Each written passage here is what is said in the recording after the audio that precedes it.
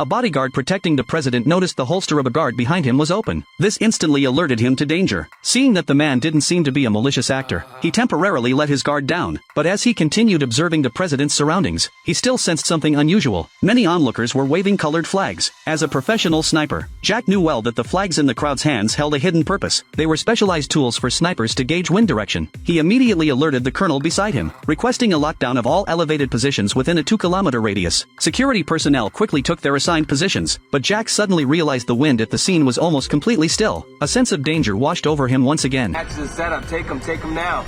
Send in the ERT team, take out the steam. Only at this moment did Jack finally understand. This presidential protection mission was actually a massive conspiracy targeting him. Fortunately, he managed to escape in time by jumping out a window. He knew he had to get out of danger quickly, because he was now a wanted man across the city. The Army, Navy, and Air Force had already locked onto his whereabouts, but shortly after escaping, he ran into a police officer. To avoid exposure, Jack quickly subdued the officer, desperately explaining that he had been framed, then seized the officer's gun, hijacked the police car, and fled the scene. On the streets, police cars pursued him at a snail's pace. To make matters worse, Jack had already been shot earlier. Where could he possibly escape to? To avoid police attention, he drove the car into a car wash. While the car was being washed, he climbed into the back seat, hastily bandaged his wound, and then rushed out of the car wash. The police had already identified Jack's vehicle. They soon pinpointed his location and cornered him under a large bridge. Seeing continuous police reinforcements arriving, Jack slammed the accelerator in reverse, driving straight into the river. By the time the police reached the riverbank, Jack had already vanished without a trace. Using a large ship as cover, he temporarily evaded capture. But Jack didn't dare let his guard down, so he stole another car and drove away from the bridge area. Knowing the police were now fully focused on the river, soon, Jack successfully escaped the city. His first priority was to go to his ex-girlfriend's house, because she was a doctor. When his ex-girlfriend saw Jack, she was terrified, as she had also seen the news of Jack being wanted. Fortunately, old feelings remained, and she ultimately opened the door for him and helped treat his gunshot wound. During their conversation, Jack learned that the person who had been shot and fallen was not the president, but the archbishop standing beside him. Realizing this was a frame-up conspiracy, Jack resolved to uncover the mastermind behind it.